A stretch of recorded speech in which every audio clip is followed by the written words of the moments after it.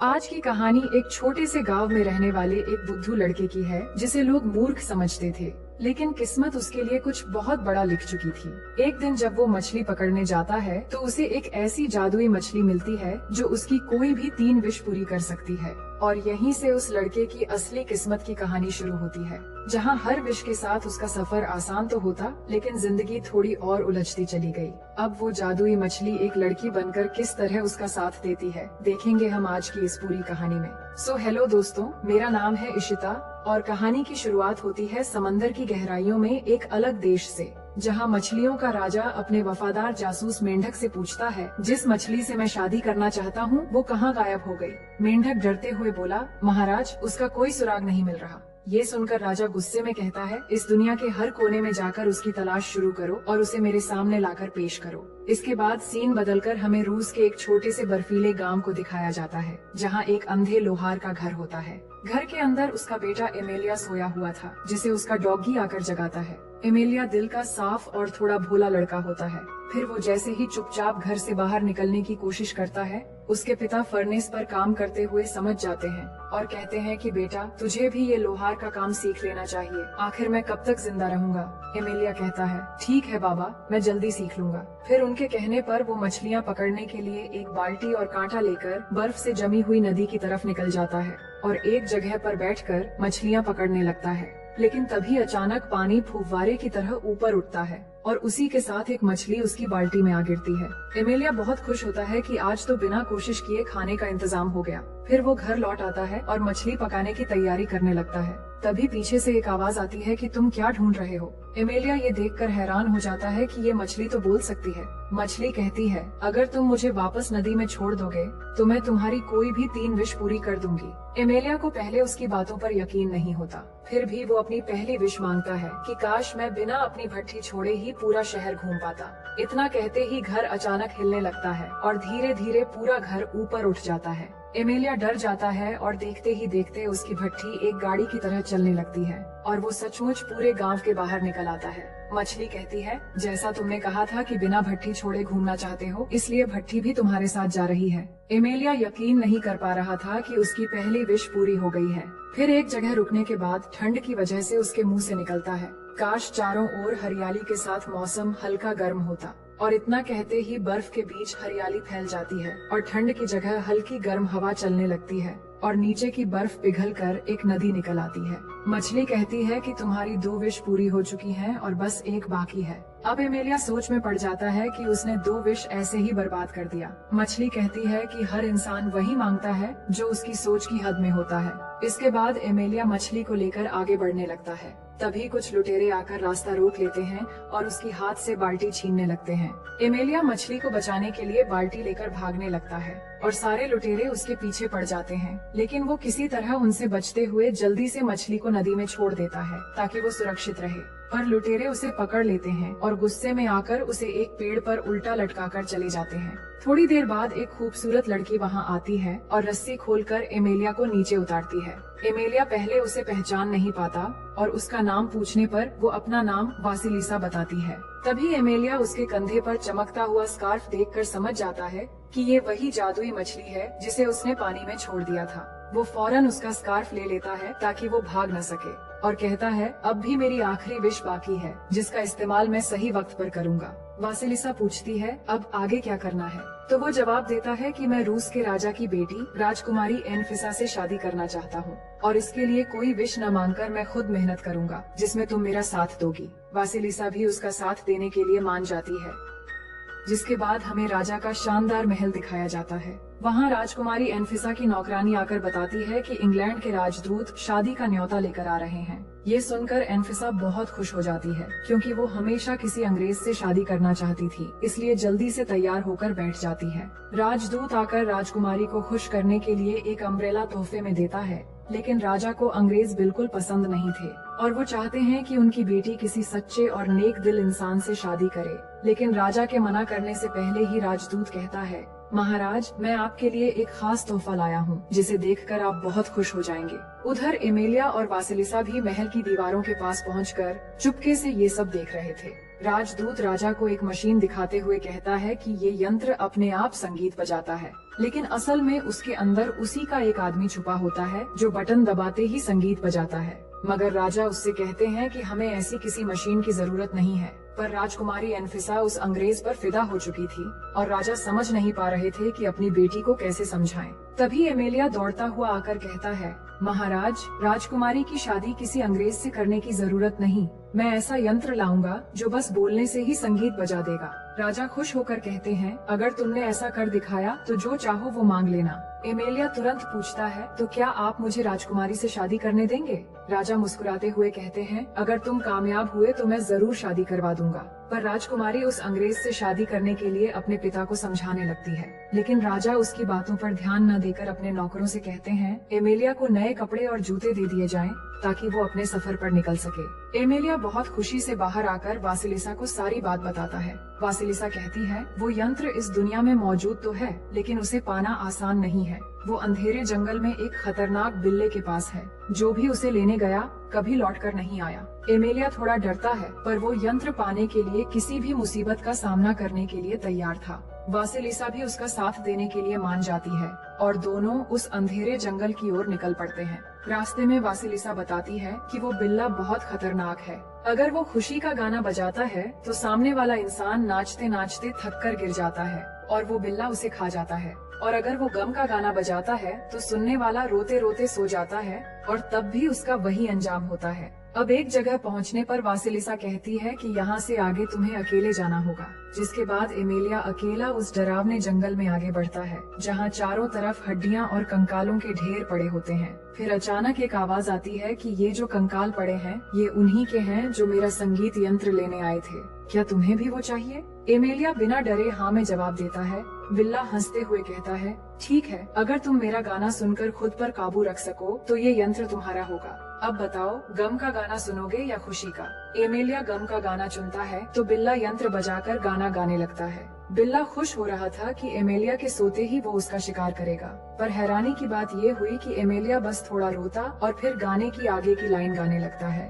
बिल्ला हैरान होकर पूछता है, तुम्हें ये कैसे पता? एमेलिया मुस्कुराते हुए कहता है, मेरी माँ बचपन में यही गाना सुनाती थी, इसलिए मुझे इससे ज्यादा असर नहीं हुआ। अब शर्त के मुताबिक बिल्ला हार जाता है और अब उल्टा वो खुद ही रोने लगता है कि अगर तुम ये यंत्र ले जाओगे तो मैं भूखा मर जाऊंगा। ये सुनकर एमेलिया अपना थैला खोलकर बिल्ले को खाना देता है। पहली बार पेट भर के खाने के बाद बिल्ला खुश होकर कहता है, अब ये यंत्र तुम्हारा है और आज से मैं भी तुम्हारे साथ रहूंगा क्योंकि मैं तुम्हारा दोस्त बन गया हूँ। दूसरी तरफ नदी किनारे बैठी वासिलिसा इंतजार कर रही थी। तभी वहाँ मछली राजा का जासूस मेंढक आकर कहता है, मछली राजा आपसे शादी करने के लिए हर जगह ढूंढ रहे हैं। ये सुनकर वो गुस्से में इनकार कर देती है कि जाकर कहो मैं उनसे कभी शादी नहीं करूंगी। तभी एमेलिया वहाँ बिल्ले और उस यंत्र के साथ पहुँचता है और मेंढक की सारी बात सुन लेता है। वासिलिसा उस यंत्र के मिलने पर खुश होती है और फिर दोनों वापस लौटने लगते हैं। रास्ते में एमेलिया मछली राजा के बारे में पूछता है तो वासिलिसा कहती है कि मैं उससे प्यार नहीं करती, इसलिए वहाँ से चली आई थी।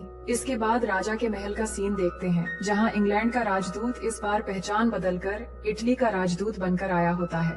राजकुमारी एनफिसा उसे पहचानकर खुश होती है, लेकिन इससे पहले कि वो राजा से एनफिसा का हाथ मांगे, एमेलिया वहाँ बिल्ले और जादुई यंत्र के साथ पहुँच जाता है और बिल्ले से कहता है, चलो खुशी का गाना बजाओ। और जैसे ही संगीत बजता है, दरबार में मौजूद राजा से लेकर सारे लोग नाचने लगते हैं और चाहते हुए भी खुद को रोक नहीं पाते।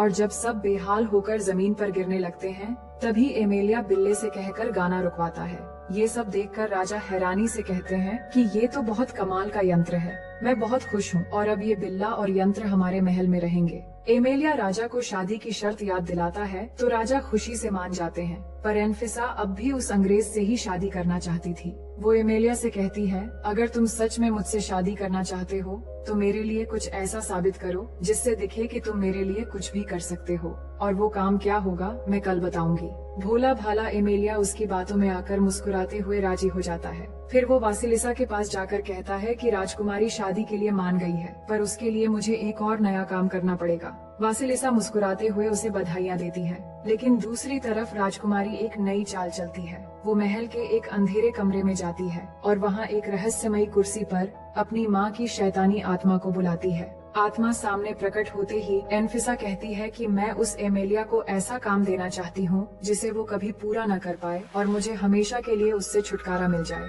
उसकी माँ मुस्कुराती हुई उसे एक मुश्किल काम बताती है। फिर अगले दिन दरबार में राजदूत राजा को एक मशीन दिखाता है और कहता है इस मशीन का नाम है आधुनिक मिक्सर मशीन।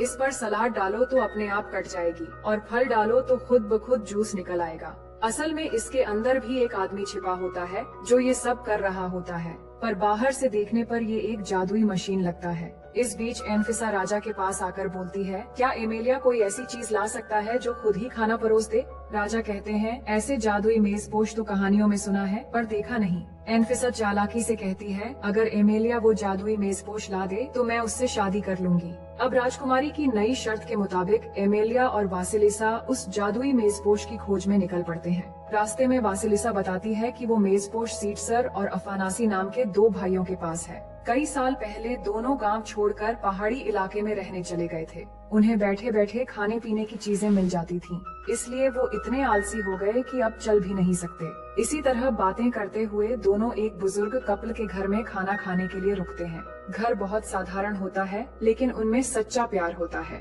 फिर वहाँ से निकलते हुए वासिलिसा मुस्कुराकर कहती है, 2 लोगों में प्यार सुई और धागे जैसा होना चाहिए, जो एक के बिना दूसरा अधूरा होता है। आगे बढ़ते हुए दोनों हरे भरे खेतों से गुजरते हुए आखिर उस पहाड़ी इलाके में पहुंचते हैं, जहां ऊंची ऊंची चट्टानों के बीच वो दोनों मोटे मोटे भाई अपने सामने जादुई मेजपोश लगाए बैठे होते हैं। उनके बोलते ही जादुई मेजपोश पल भर में बहुत सारा स्वादिष्ट खाना सामने ले आता है और वो दोनों मन भरकर खाने लगते हैं।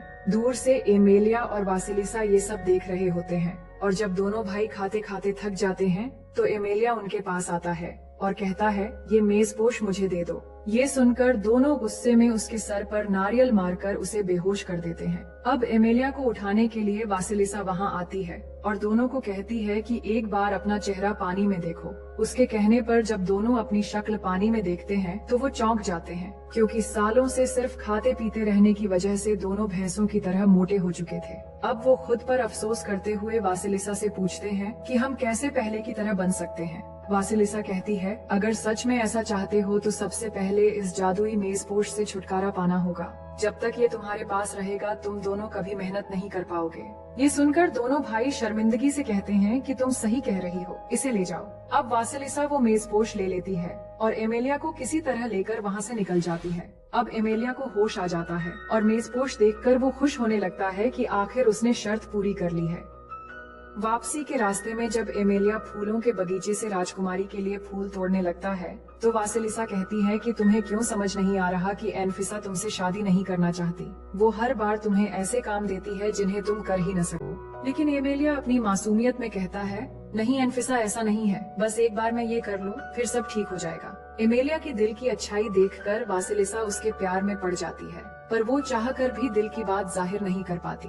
इसके बाद एमेलिया जब जादुई मेजपोश के साथ राज्य में पहुंचता है तो सब लोग खुश होकर उसके लिए नारे लगाने लगते हैं। राजा गर्व से कहता है कि देखो, अब ये लोगों के दिलों में भी अपनी जगह बना चुका है। लेकिन एनफिसा के चेहरे पर गुस्सा साफ झलकता है। वो फिर से अपनी माँ की आत्मा से पूछती है, अब क्या करूँ? तो वो डरावनी मुस्कान के साथ एक भयानक योजना बताती है। फिर अगले दिन दरबार में एनफिसा सबके सामने कहती है, मैं एमेलिया से शादी करने के लिए तैयार हूँ, पर उससे पहले मैं चाहती हूँ कि वो अंधेरी दुनिया जाकर मेरी माँ से मेरी शादी की इजाजत लेकर आए। राजा ये सुनकर शॉक हो जाता है, क्योंकि अंधेरी दुनिया से जिंदा लौटना नामुमकिन है। लेकिन एमेलिया अपनी आदत के मुताबिक बिना सोचे हाँ कर देता है। फिर वो वासिलिसा से मिलता है तो वो उसे समझाती है कि वहाँ जाना मौत के मुंह में कदम रखने जैसा है। एमेलिया बस मुस्कुराता है कि मौत से क्या डरना जब नीयत साफ हो। फिर अगले दिन वहाँ से निकलकर वो सबसे पहले अपने अंधे पिता से मिलने जाता है। पिता उसकी आवाज सुनकर कहते हैं कि बेटा, तू जिंदा है, मैं तो तुझे ढूंढ भी नहीं सकता क्योंकि मेरी आंखें देख नहीं पाती। ये सुनकर एमेलिया की आंखें भर आती हैं। वो अपने पिता से माफी मांगता है और उनसे आशीर्वाद लेकर अपने सफर पर निकल पड़ता है। अब रास्ते में वो वासिलिसा से कहता है, मैंने 2 विश ऐसे ही बर्बाद कर दिए, पर अब तीसरी विश से इतना चाहता हूँ कि मेरे पिता फिर से देख सकें। ये सुनते ही वासिलिसा के जादू से उसके पिता की आंखों में फिर से रोशनी लौट आती है। फिर दोनों नदी के किनारे पहुंचते हैं जहां से वो सफर शुरू करने वाले हैं। अब एमेलिया वो मछली वाला जादुई स्कार्फ वापस लौटाकर वासिलिसा को आजाद कर देता है, क्योंकि उसके तीनों विश पूरे हो चुके थे। लेकिन वासिलिसा कहती है कि मैं तुम्हें मुसीबत में अकेला नहीं छोड़ सकती, क्योंकि हम दोनों सुई धागे की तरह एक दूसरे के बिना अधूरे हैं। एमेलिया ये इशारा समझ नहीं पाता और फिर दोनों का सफर शुरू हो जाता है। अब नदी में आगे बढ़ते हुए कुछ दूर जाने के बाद उन्हें चारों ओर बड़ी बड़ी मूर्तियां दिखती हैं। वासिलिसा कहती है कि यहीं से अंधेरी इलाका शुरू होता है। फिर दोनों नाव रोककर एक घाटी में उतरते हैं। तभी इस इलाके के रक्षक की आवाज सुनकर एमेलिया घबरा जाता है, लेकिन वासिलिसा कहती है कि ये मेरे साथ आया है पिताजी। एमेलिया चौंक उठता है कि ये तुम्हारे पिता कैसे हो सकते हैं। रक्षक कहता है कि हाँ, मैं इसका पिता हूँ। मैंने ही इसे एक सच्चे साथी की तलाश में मछली से इंसान बनाया था। अब वासिलिसा अपने पिता को सब कुछ बताती है और उनसे मदद करने के लिए कहती है। सब कुछ सुनने के बाद वो कहते हैं कि रानी ने लालच और सत्ता के लिए निर्दोषों को सताया था, इसलिए उसे अनंत काल तक भूखा रखा गया है। फिर वो रानी की आत्मा को बुलाते हैं तो वो अपने भयंकर रूप में सामने आती है। एमेलिया आगे बढ़कर कहता है कि मैं आपकी बेटी से शादी करने की अनुमति लेने आया हूँ, लेकिन रानी की आत्मा कहती है मैं अपनी बेटी को किसी गरीब इंसान से शादी करने की अनुमति कभी नहीं दूंगी। ये देखकर वासिलिसा के पिता रानी से कहते हैं, तुम सदियों से भूख की सजा झेल रही हो, अगर शादी की अनुमति दोगी तो मैं तुम्हें खाने के लिए दे सकता हूँ। रानी सामने खाना देखकर खुद को रोक नहीं पाती और शादी की इजाजत दे देती है। इसके बाद राजमहल का सीन देखते हैं जहाँ सब खाना खा रहे होते हैं। तभी अचानक मेज पर रखी हुई ट्रे पर धुएं की तरह रानी की आत्मा प्रकट होती है और सबके सामने कहती है कि मैं इस शादी की अनुमति देती हूँ। राजा खुश हो जाते हैं कि एमेलिया ने सच में वो कर दिया जो किसी इंसान के बस की बात नहीं थी, लेकिन एनफिसा गुस्सा करने लगती है। इधर अंधेरी दुनिया में वासिलिसा अपने पिता का शुक्रिया अदा करती है और फिर एमेलिया के साथ वापस लौटने लगती है। रास्ते में वो मुस्कुराते हुए कहती है कि अब तुम्हारा सबसे मुश्किल काम पूरा हो गया है, जिससे तुम्हें तुम्हारी राजकुमारी मिल जाएगी और अब तो तुम मुझे भी भूल जाओगे, क्योंकि यहाँ से जिंदा लौटने वालों को हर जादुई याददाश्त गंवानी पड़ती है। एमेलिया दिल से कहता है कि तुम्हें भूल पाना मेरे बस की बात नहीं है और ना ही मैं कभी तुम्हें भूलना चाहता हूँ। उधर एनफिसा गुस्से में उस कमरे में आती है और रहस्यमयी कुर्सी तोड़ने लगती है। माँ की आत्मा उसे रोककर कहती है, मुझे मजबूरी में एमेलिया को इजाजत देनी पड़ी। वो अकेला नहीं था, उसकी सारी कामयाबियां एक जादुई मछली की बदौलत है। और तुम जानती हो, हमारे राज्य में जादू का इस्तेमाल करना मौत की सजा है। ये सुनकर वो समझ जाती है कि अब उसे एमेलिया के साथ क्या करना है। वहीं नदी के किनारे सुबह हो चुकी होती है और नाव भी किनारे पर आ जाती है, पर एमेलिया की आंख खुलते ही उसके दिमाग से वासिलिसा से जुड़ी सारी यादें मिट जाती हैं और वो वासिलिसा को पहचान भी नहीं पाता। वासिलिसा कहती है कि मैं बस एक नाविक हूँ जो तुम्हें नदी पार करवा रही थी। एमेलिया नाव से उतरकर जाने लगता है, पर उसे लग रहा था जैसे कुछ बहुत जरूरी चीज वो भूल गया हो। फिर वो एनफिसा के पास पहुँचता है और कहता है, मैंने तुम्हारे सारे काम पूरे कर दिए, लेकिन अब मुझे शायद किसी और से प्यार हो गया है। एनफिसा चालाकी से पूछती है, क्या तुमने ये सारे काम अकेले किए? एमेलिया कहता है, नहीं, हर बार शायद किसी जादुई शक्ति ने मेरी मदद की। ये सुनते ही एनफिसा सैनिकों को बुलाकर एमेलिया को पकड़ने का आदेश देती है। फिर अगले दिन सबके सामने उसकी आंखों पर पट्टी बांधी जाती है और ऐलान किया जाता है कि एमेलिया ने राजकुमारी को पाने के लिए जादू का इस्तेमाल किया है, इसलिए उसे मौत की सजा सुनाई जाती है। एमेलिया बहुत दुखी होता है कि जिसके लिए उसने जान भी दांव पर लगा दी, वही उसे मारना चाहती है। राजा मजबूर होकर खामोश रहता है, लेकिन जैसे ही सैनिक गोलियां चलाने वाले होते हैं, तभी वासिलिसा वहां पहुंच जाती है। वो एनफिसा से कहती है, इसे छोड़ दो, जिसके बदले मैं सारी जिंदगी तुम्हारी गुलामी करूंगी और तुम्हारी कोई भी 3 विश पूरी करूंगी। फिर अपना जादुई स्कार्फ एनफिसा को दे देती है। एनफिसा की आंखों में चमक आ जाती है और वो एमेलिया की सजा माफ कर देती है, लेकिन अब उसका घमंड पहले से ज्यादा बढ़ जाता है और पहला विश मांगकर सारी प्रजा को अपनी तरफ करके अपने पिता को कैद करवा देती है और खुद को नई रानी घोषित कर देती है। फिर दूसरा विश मांगती है कि इंग्लैंड का राजकुमार उससे शादी का प्रस्ताव लेकर आए। वासिलिसा की जादू से देखते ही देखते इंग्लैंड के सैनिक राजकुमार का रिश्ता लेकर पहुंच जाते हैं। ये देखकर राजदूत कहता है, तुम तो मुझसे शादी करना चाहती थी। एनफिसा कहती है, इस गरीब को महल में काम पर लगा दो। अब मैं राजदूत नहीं, राजकुमार से शादी करूंगी। वहीं एमेलिया घर लौटता है। वहाँ सीटसर और अफानासी भी मौजूद होते हैं, जो अब मेहनत का काम करके ठीक हो चुके थे।